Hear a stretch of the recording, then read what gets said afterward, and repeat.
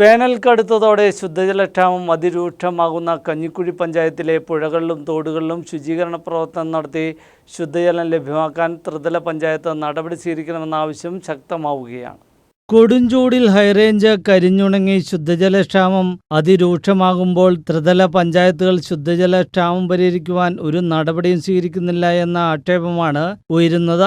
കഞ്ഞിക്കുഴി പഞ്ചായത്തിലെ പ്രധാന പുഴയായ പഴയരിക്കണ്ടം പുഴ ജലസമൃദ്ധമാണ്. എങ്കിലും മണൽത്തിട്ടകളും പോളപ്പായലും മൂലം ഒഴുക്ക് നിലച്ച വെള്ളം കെട്ടിക്കിടന്ന് കൊതുകു വളർത്തൽ കേന്ദ്രമായി മാറിയിരിക്കുകയാണ്.